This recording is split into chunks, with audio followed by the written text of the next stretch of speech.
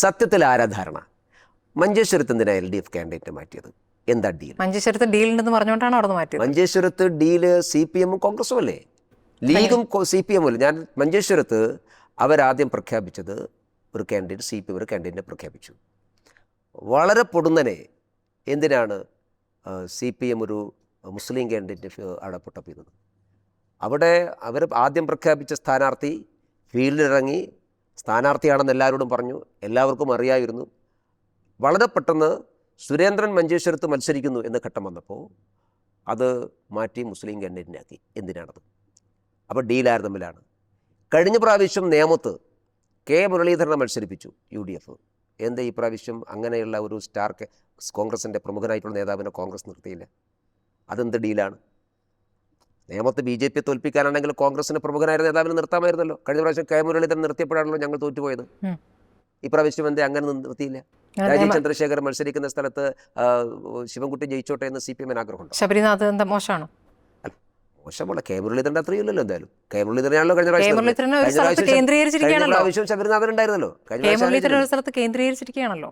അല്ല, അങ്ങനെയാണല്ലോ എല്ലാവരും അങ്ങനെ തന്നെയാണല്ലോ. ഞാൻ ചോദിക്കുന്നത്, സ്ഥാനാർത്ഥികളെ നിശ്ചയിക്കുന്ന ഡീലിൻ്റെ അടിസ്ഥാനത്തിലാണെങ്കിൽ, സ്ഥാനാർത്ഥികളെ ഒരു പാർട്ടി തീരുമാനം ഡീലിൻ്റെ അടിസ്ഥാനത്തിലാണെങ്കിൽ, കേരളത്തിൽ പ്രത്യക്ഷമായി ഡീലുള്ള മണ്ഡലം എത്രയോ കാലമായിട്ട് മഞ്ചേശ്വരമാണ്. കാരണം അവർ തുറന്ന് സമ്മതിച്ചിട്ടുള്ളതാണ്. CPM ലീഗിൻ്റെ കഴിഞ്ഞ MLA അഷ്റഫ്, അദ്ദേഹം പരസ്യമായി പറഞ്ഞിട്ടുള്ളതാണ്, ഞാൻ CPMൻ്റെ വോട്ട് കൊണ്ടാണ് ജയിച്ചിട്ടുള്ളത്.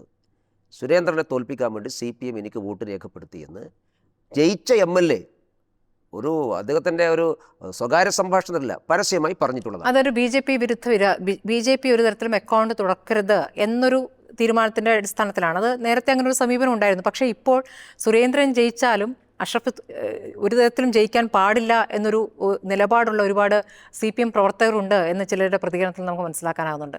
അപ്പോൾ അത് ഒരു മാറിയ രീതിയാണല്ലോ. അപ്പോൾ നിങ്ങളോട് അനുകൂലമായി ഒരു ഹിന്ദു സ്ഥാനാർത്ഥി ജയിക്കണം എന്ന രൂപത്തിലേക്ക് അത് മാറുന്നുണ്ടോ? അങ്ങനെയാണ് നിങ്ങൾക്ക് സഹായകമായ ഒരു സാഹചര്യം? അങ്ങനെയല്ലല്ലോ.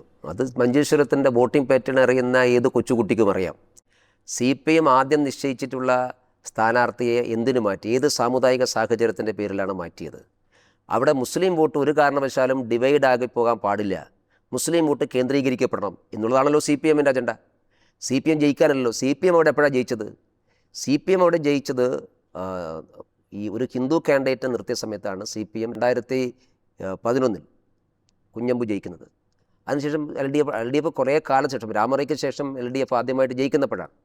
അപ്പോൾ CPMന് നന്നായിട്ട് അറിയാം, ഒരു ഹിന്ദു കാൻഡിഡേറ്റിനെ നിർത്തിക്കഴിഞ്ഞാൽ അവിടെ സ്വാഭാവികമായിട്ടും ഒരു മുസ്ലിം കാൻഡിഡേറ്റ് നിർത്തിക്കഴിഞ്ഞാൽ അവിടുത്തെ മുസ്ലിം വോട്ട് സ്പ്ലിറ്റാവും.